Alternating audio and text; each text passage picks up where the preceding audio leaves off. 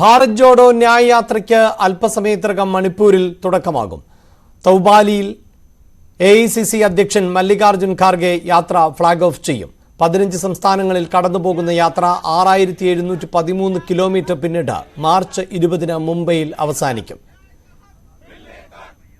വാർത്തയുടെ വിശദാംശങ്ങളുമായി രാകേഷ് ചേരുന്നുണ്ട്. രാകേഷ്, എപ്പോഴാണ് ഔദ്യോഗികമായി തുടക്കമാകുന്നത്? എത്രത്തോളം ആവേശത്തിലാണ് കോൺഗ്രസ് നേതൃത്വം, ഒപ്പം ഇന്ത്യ മുന്നണി?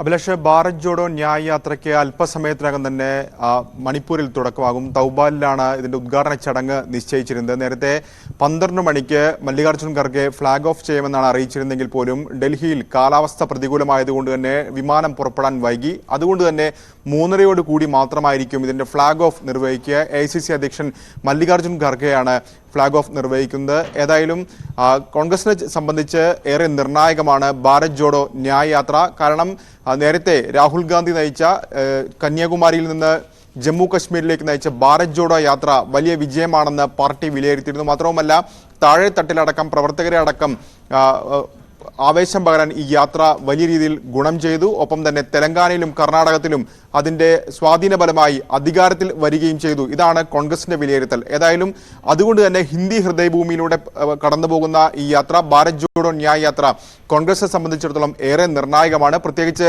ലോക്സഭാ തെരഞ്ഞെടുപ്പ് അടുത്ത സാഹചര്യത്തിൽ. കാരണം കഴിഞ്ഞ തെരഞ്ഞെടുപ്പിൽ UP-യിൽ ആകെ വിജയിച്ചത് 1 സീറ്റാണ്. ബീഹാറിലും 1 സീറ്റിലാണ് വിജയിക്കാൻ സാധിച്ചത്. മധ്യപ്രദേശ് അടക്കമുള്ള വലിയ സംസ്ഥാനങ്ങളിലും വലിയ നേട്ടമുണ്ടാക്കാൻ കോൺഗ്രസിന് സാധിച്ചിരുന്നില്ല.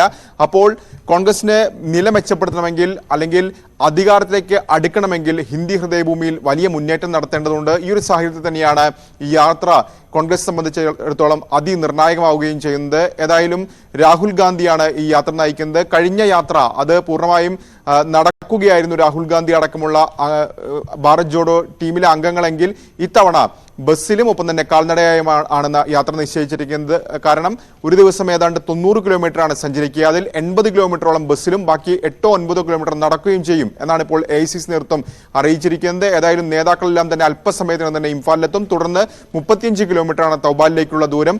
3:30 കൂടി ഈ യാത്രയുടെ ഫ്ളാഗ് ഓഫ് മല്ലികാർജുൻ ഖർഗെ നിർവഹിക്കും. വിശദാംശങ്ങളാണ് രാകേഷ് നൽകിയത്.